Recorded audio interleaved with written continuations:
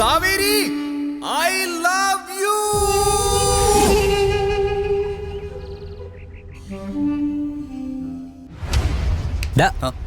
പറഞ്ഞത് കേട്ടില്ലേ?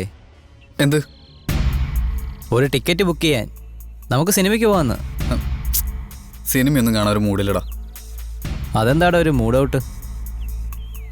അളിയന്റെ മൂഡ് ഔട്ട് മാറ്റാനുള്ള ആളിതാ വരുന്നുണ്ടല്ലോ.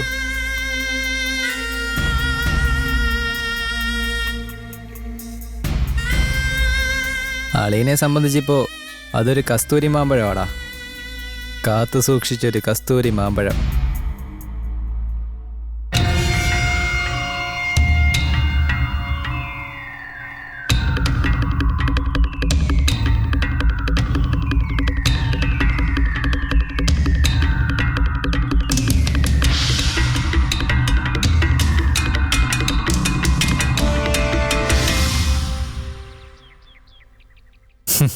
ഞാൻ പറഞ്ഞില്ലേ? നേരാണോ ബ്രോ? കൈവിട്ട് പോയോ? ഏയ്, അവൾ എന്നെ കണ്ടിട്ടുണ്ടാവില്ലടാ. അല്ലെങ്കിൽ എന്തെങ്കിലും തിരക്കിലായിരിക്കും.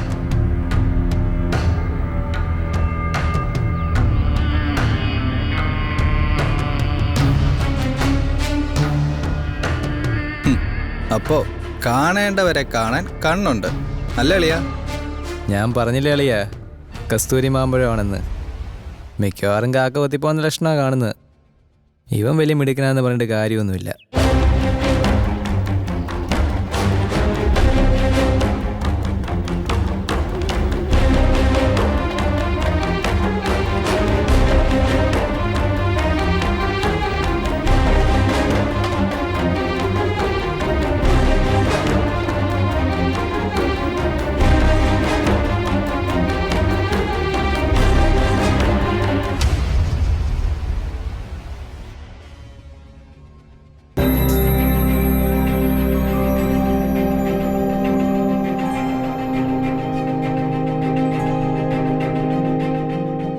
എങ്ങോട്ടാവും പോന്നേ?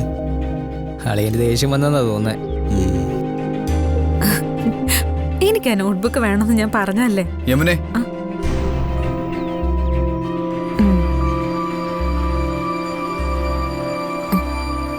നീ എന്താ വരുന്ന വഴി എന്നെ കണ്ടില്ലേ?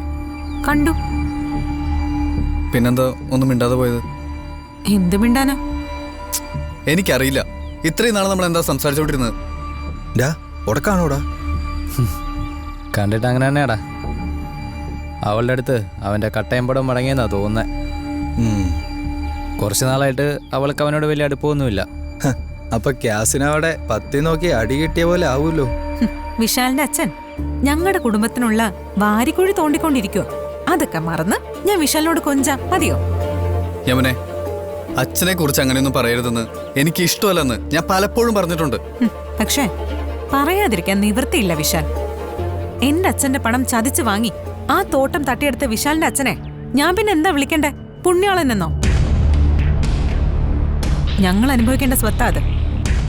ആ വിഷയമല്ലല്ലോ നമ്മൾ സംസാരിച്ചോണ്ടിരുന്നത്. ആ വിഷയമാണല്ലോ നമ്മൾ സംസാരിക്കേണ്ടത്. ഞാൻ അരവിന്ദന്റെ മകളും വിശാൽ ജയപാലന്റെ മകനുമാണെന്നുള്ളത് മാറ്റാൻ പറ്റാത്ത കാര്യമാണല്ലോ. ഭൂമി പൂജയുടെ അന്ന് തർക്കം ഉണ്ടായപ്പോ വിശാലിന്റെ അച്ഛന്റെ പക്ഷത്തല്ലേ നിന്നത്. സത്യം എന്താണെന്ന് അന്വേഷിക്കാൻ വിശാൽ മെനക്കെട്ടോ? അതിന് നിങ്ങൾ പറയുന്ന സത്യമൊന്ന് ആരാ പറഞ്ഞേ? ആ, ഇതാ വിശാൽ പറഞ്ഞത്. വിശാലിന്റെ അച്ഛന്റെ മകനാകാനേ പറ്റൂന്ന്. അതുകൊണ്ട് നമ്മൾ ഇനി അധികം സംസാരിച്ചിട്ട് കാര്യമില്ല.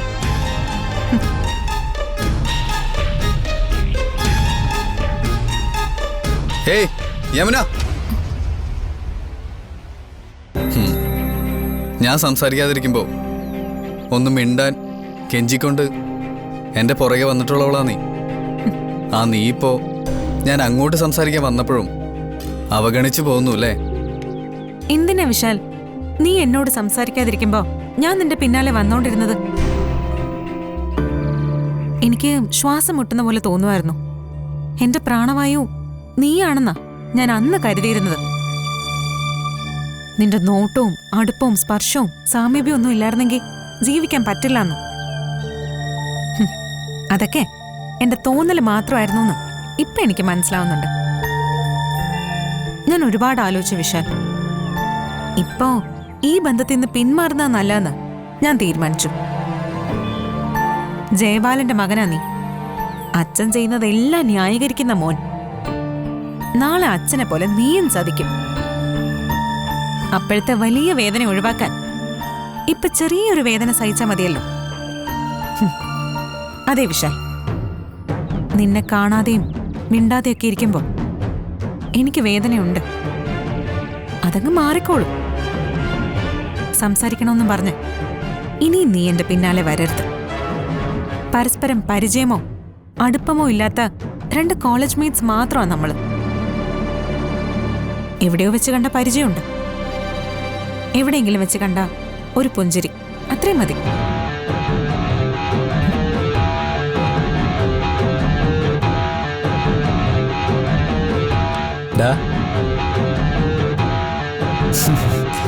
കിളി പറന്നു പോയല്ലേ?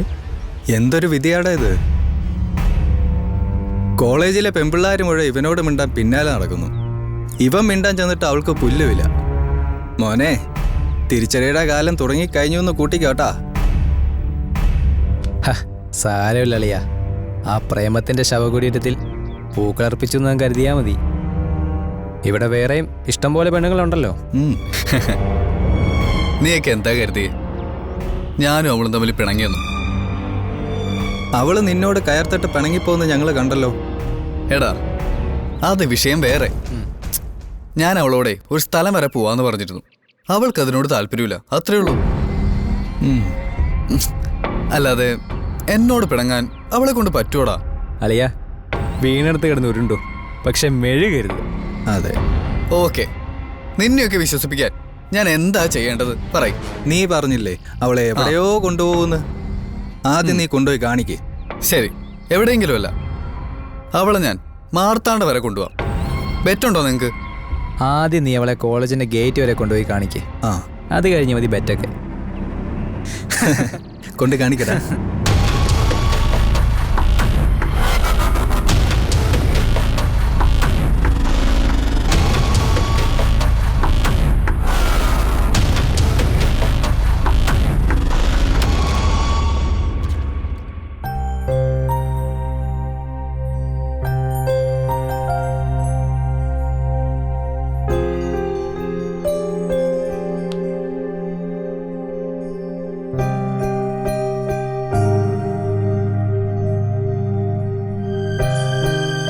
അമ്മ വന്നോ ഗംഗേ? ഇല്ല. ഫോണാണെങ്കിൽ ഇതൊരു ഓണല്ല. അന്വേഷിച്ചു പോണോ വിനീതേട്ടാ? ഏയ് വേണ്ട. ഇവിടെ പുഷ്പവാടി തന്നെയുള്ള ബാങ്കല്ലേ, കുടുംബശ്രീക്കാരുടെ നിക്ഷേപമൊക്കെ അവിടെ തന്നെയാ. അമ്മയ്ക്ക് ബാങ്കിൽ നല്ല പരിചയമാ.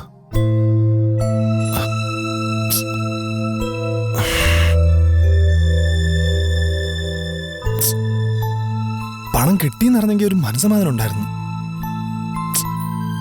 എനിക്കൊരു കൈപ്പിഴ പറ്റുകയും ചെയ്തു.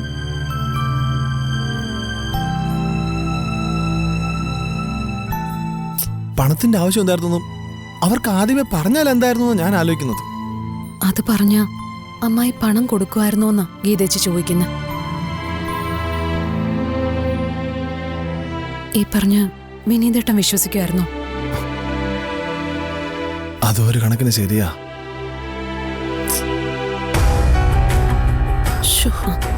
അമ്മായി ഒന്ന് പതുക്കെ പറ, കേക്കണ്ട. അമ്മേ, പണം കിട്ടിയോ അമ്മേ? അവര് പോയോ? അമ്മ പണം കിട്ടിയോന്ന് പറ. പണത്തിന്റെ കാര്യം അവിടെ നിക്കട്ടെ. ആദ്യം ഗീതയും ദാസും പോയോന്ന് പറ. അവരെ കാണാതിരിക്കാനാ ഞാൻ പിൻവാതിലിൽ കൂടെ കയറി വന്നത്. ഗീതേച്ചി പറഞ്ഞ എത്ര കറക്റ്റാ? മരിക്കാൻ കിടക്കുന്നല്ല, മരിച്ചു എന്ന് പറഞ്ഞാൽ പോലും ഇവിടുന്ന് 10 സെറ്റാ മോണില്ല. എന്താടാ നീ പറയുന്നേ? അമ്മയ്ക്ക് ഇവിടെ നടന്ന എന്തൊക്കെയാണെന്ന് അമ്മയ്ക്ക് അറിയോ? ദാസേട്ടനെ നൊന്തുപെറ്റ അമ്മ സ്വർണ്ണമ്മ സീരിയസ് ആയിട്ട് ഹോസ്പിറ്റലിൽ കിടക്കുക. ഹോസ്പിറ്റലിലെ ചെക്കപ്പ് കഴിഞ്ഞപ്പോഴാ അസുഖം വേറെയാണെന്ന് മനസ്സിലായത്. അസുഖം ശരീരം മുഴുവൻ പടരാതിരിക്കണമെങ്കിൽ അടിയന്തരമായിട്ട് ഓപ്പറേഷൻ വേണം. അതും നാളെ. ജീവന്റെ വിലയായിട്ടാ ഈ ദാസേട്ടൻ ഇവിടെ വന്ന് 3.5 ലക്ഷം രൂപ ചോദിച്ചത്. നിനക്ക് മാത്രമല്ല അമ്മയുള്ളത്. നിനക്കൊക്കെ കൊടുക്കാവുന്നതാണെങ്കിൽ കൊടുക്ക. പണത്തിനു വേണ്ടിയുള്ള അവരുടെ പെടാപ്പാട് നേരിട്ട് കണ്ടോണ്ടിരിക്കുക ഞങ്ങള്. ഇതിനിടയിൽ 10 പൈസ കൈവിട്ട് പോകാതിരിക്കാൻ മൊബൈൽ ഓഫാക്കിയും വീടിന്റെ പിൻവാതിൽ കൂടെ കയറിയൊക്കെയാ അമ്മ മകളോട് ഇങ്ങനെയൊക്കെ ചെയ്യാൻ. സ്വയം ഒരു നാണക്കേട് തോന്നില്ലേ അമ്മയ്ക്ക്?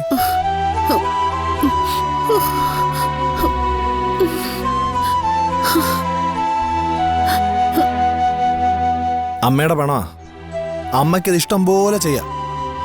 പക്ഷെ നിധി കാക്കുന്ന ഭൂതത്തെ പോലെ അതിങ്ങനെ കെട്ടിപ്പൂട്ടി വെക്കുന്നത് എനിക്ക് വേണ്ടിയിട്ടാണെങ്കിൽ എനിക്കത് വേണ്ട. മനസാക്ഷിയില്ലാത്ത പണമൊന്നും ഉപകരിക്കത്തില്ല അമ്മേ. എന്ന് നിന്നോട് ആരാടാ പറഞ്ഞേ?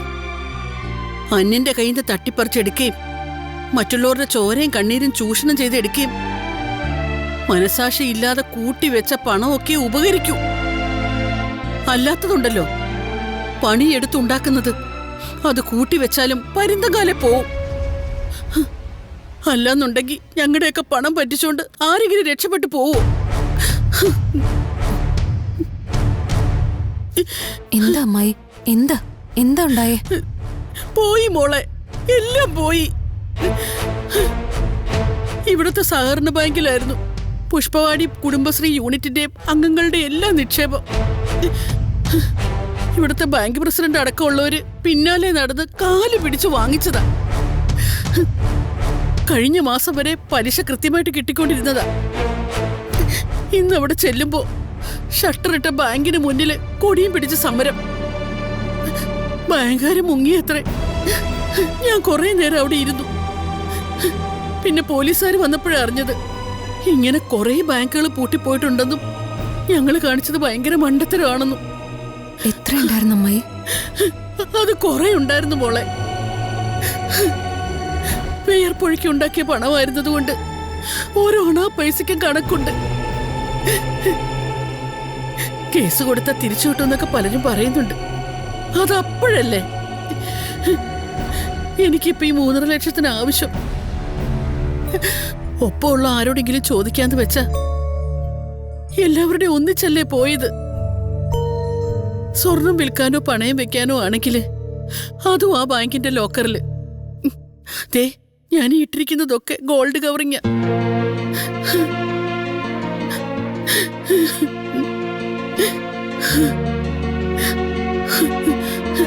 ഇനി വളരെ കുറഞ്ഞ സമയത്തിനുള്ളില് 3.5 ലക്ഷം രൂപ അമ്മയെ കൊണ്ട് കൂട്ടിയാൽ കൂടില്ല എന്ന് തോന്നുന്നു. അവര് വേറെ എവിടെയെങ്കിലും പോയി വാങ്ങുന്നെങ്കിൽ വാങ്ങിക്കട്ടെ എന്ന് കരുതി. അത് തുറന്നു പറയാനുള്ള മടി കൊണ്ടാ ഫോൺ ഓഫാക്കിയതും വീടിന്റെ പിൻവാതിൽ വഴി കയറി വന്നതൊക്കെ. മക്കളെ ക്ഷമിക്ക്.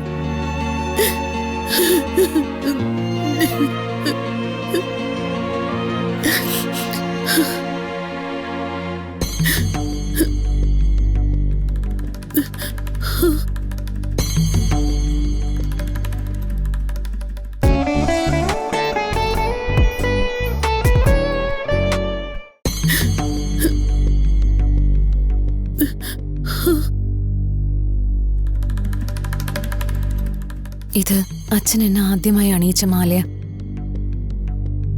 അച്ഛന്റെ ഓർമ്മയ്ക്കായി ഞാൻ എപ്പോഴും കൊണ്ടു നടക്കും ഇത്. ഒരാവശ്യത്തിനും ഞാൻ ഇതാർക്കും കൊടുത്തിട്ടില്ല. പക്ഷേ ജീവനേക്കാളും വിലയൊന്നുമില്ല ആ സെന്റിമെന്റ്സിന്.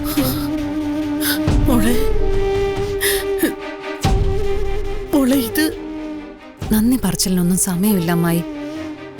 ഇത് കുടുംബം നഷ്ടപ്പെട്ടെന്നോർത്ത് അപ്പുറത്തെ റൂമിൽ കരഞ്ഞു തളർന്നു കിടക്കുന്ന ആ പാവം പെൺകുട്ടിക്ക് ഉപകരിക്കട്ടെ. എന്റെ കയ്യിൽ നിന്ന് ഒരു ഔദാര്യം സ്വീകരിച്ചെന്നൊരു നാണക്കേട് വേണ്ട. അമ്മായിയുടെ പണം തന്നെയാണെന്ന് പറഞ്ഞാൽ മതി. പക്ഷെ മോളെ, ഞാനിത് അമ്മായിയുടെ പണം തന്നെയാ അമ്മായി. എന്റെ പണം അമ്മായിയുടെ പണം തന്നെയല്ലേ?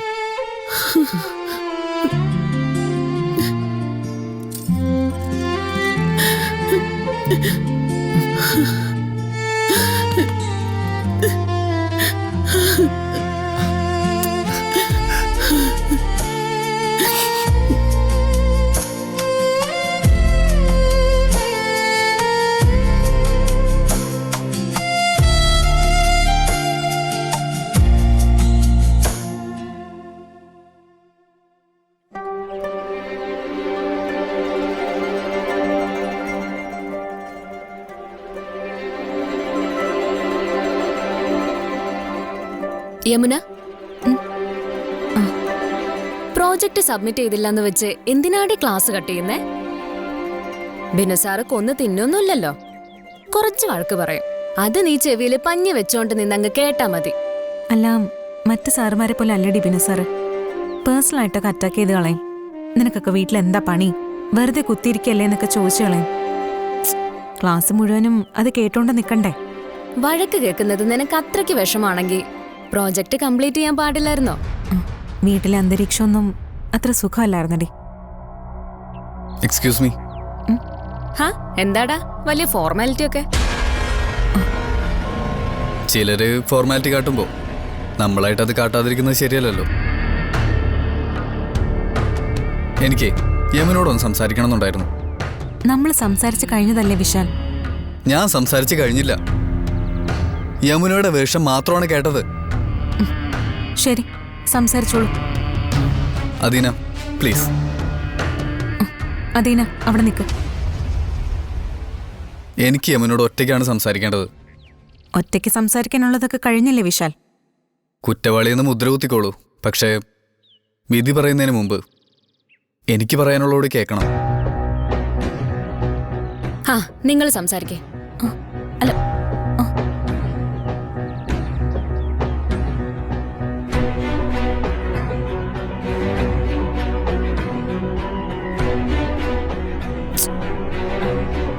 എന്താ സംസാരിക്കാനുണ്ടെന്ന് പറഞ്ഞിട്ട് മിണ്ടാതെ നിൽക്കുന്ന? എന്നെക്കൊണ്ട് താങ്ങുന്നില്ല യമുന.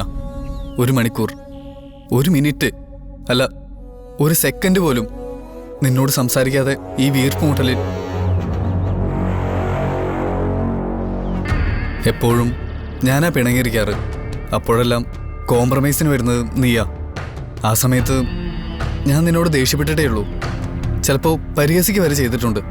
അന്നൊന്നും നിന്റെ ഫീലിങ്സ് എന്തെന്ന് എനിക്ക് തിരിച്ചറിയാൻ പറ്റിയിട്ടില്ലായിരുന്നു. പക്ഷെ ഇപ്പോ ലൈഫിൽ ആദ്യമായി നീ എന്നോട് പിണങ്ങിയപ്പോ ഞാനത് തിരിച്ചറിയുന്നുണ്ട് യമുന. എനിക്കൊരു കുഴപ്പമില്ലായിരുന്നു. പക്ഷേ ദേ, നീ എന്നോട് സംസാരിക്കില്ലെന്ന് പറഞ്ഞപ്പോ, നീ അകന്നു പോവാന്ന് തോന്നിയപ്പോ, ഞാൻ സ്വപ്നം കണ്ടതുപോലൊരു ജീവിതം കിട്ടില്ലെന്ന് തോന്നിയപ്പോ, അപ്പോഴാ യമുന മനസ്സിലായത് നീ എനിക്ക് ആരാണെന്ന്. യമുന, പിടിച്ചു നിൽക്കാൻ ഞാൻ പരമാവധി ശ്രമിച്ചു. പക്ഷെ എനിക്ക് പറ്റുന്നില്ല. വല്ലാത്തൊരു ശ്വാസം മുട്ടല്. നീ ഇനിയും എന്നോട് സംസാരിച്ചില്ലെങ്കിൽ യമുന, ഞാൻ മരിച്ചു പോയി യമുന.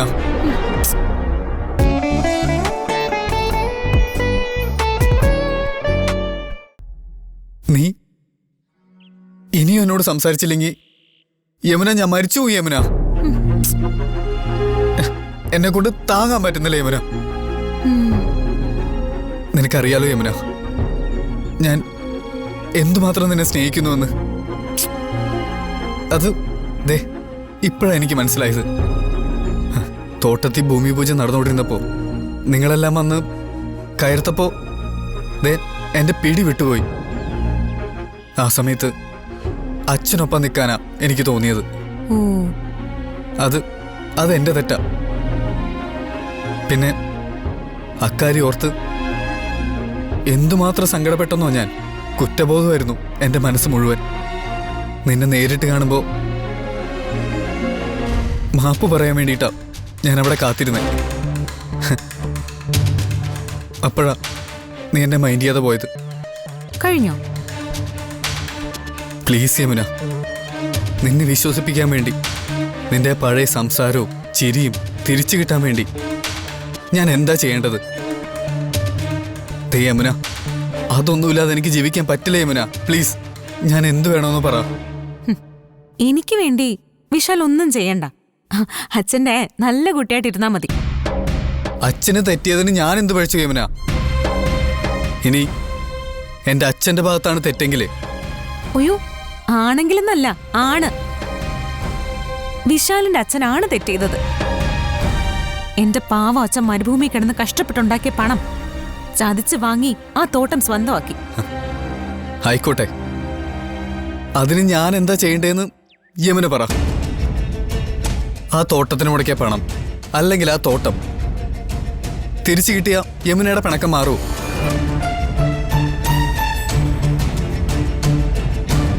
യമുന നിക്ക്. വിശാൽ ഒന്ന് പോയെ. നടക്കാത്ത കാര്യം പറഞ്ഞിട്ട്. നടക്കാത്ത കാര്യം ഇപ്പോഴും ഓരോന്ന് പറഞ്ഞ് യമുനെ പറ്റിക്കാണെന്നാണോ വിചാരിക്കുന്നത്? യമുനയെ വിശ്വസിപ്പിക്കാൻ വേണ്ടി എന്താ ചെയ്യണ്ടേ? കോളേജിന്റെ ടവറിന്റെ മേളിൽ നിന്ന് താഴേക്ക് ചാടണോ? അതോ ഹൈവേയിലേക്ക് കാർ ഓടിച്ച് കയറി ടാങ്കർ ലോറിയിലേക്ക് ഇടിച്ചു കയറണോ? അതോ വിശാൽ ഇങ്ങനൊന്നും പറയല്ലേ. എനിക്കത് സങ്കടാവും. ഞാൻ വിശാലിനെ കാണുമ്പോ ചിരിക്കാം, സംസാരിക്കാം. വിശാൽ ആഗ്രഹിക്കുമ്പോഴൊക്കെ അടുത്തുണ്ടാവാം. പക്ഷെ വിശാലിന്റെ മരണത്തിന്റെ കാര്യം മാത്രം പറയല്ല. ഹേയ് സോറി യമുന, ഒരു നിമിഷത്തേക്ക് ഞാൻ നീ ഇല്ലാതെ എനിക്ക് ജീവിക്കണ്ട യമുന.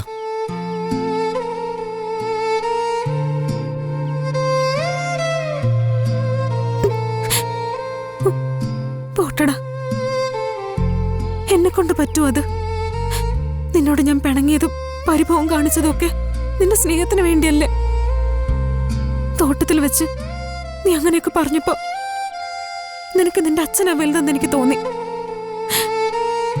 നിന്റെ അച്ഛൻ ഇപ്പൊ ഞങ്ങളെ ഒന്നും ഇഷ്ടമല്ല. എന്നോട് ഇഷ്ടമുണ്ടെന്ന് നീ പറഞ്ഞ അത് ഉപേക്ഷിക്കാൻ ഞങ്ങൾ പറയൂ. അപ്പോ അച്ഛനെ അനുസരിക്കല്ലേ നീ ചെയ്യാ? അതൊക്കെ ഓർത്ത് ഞാൻ ഉറങ്ങിയിട്ട് കൂടിയില്ല നേരവണ്ണം. ഇപ്പൊ സംശയം അറിയോ? തെമ്മടി. എങ്കിൽ എന്റെ ഒപ്പം വരുമോ? എങ്ങോട്ട്? ദേ എങ്ങോട്ടെന്ന് ചോദിക്കരുത്. എന്നെ ഇപ്പോഴും സംശയമുണ്ടെന്നാ അതിനർത്ഥം. അതല്ല വിശാൽ, കാര്യം എന്താണെന്നറിയാൻ. ആ തോട്ടത്തിന്റെ പണം അല്ലെങ്കിൽ ആ തോട്ടം തന്നെ തിരിച്ചുകൊണ്ട് തരാന്ന് പറഞ്ഞപ്പോ യമുന ചിരിച്ചില്ലേ? യമുനയുടെ ഇഷ്ടം പിടിച്ചു പറ്റാൻ വേണ്ടി ഞാൻ വെറും വാക്ക് പറഞ്ഞതല്ലെന്ന് യമുനയ്ക്ക് മനസ്സിലാവണ്ടേ? അതിനു വേണ്ടിയാ ഈ യാത്ര.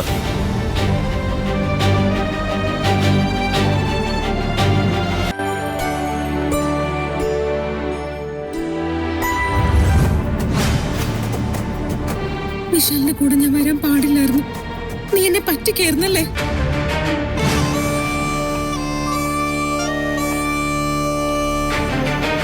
അമ്മ ഞാൻ പറയുന്ന കേക്ക്. യമുനയ്ക്കൊന്നും പറ്റില്ല. അവളിങ്ങി വരും, നമ്മൾ കൊണ്ടുവരും.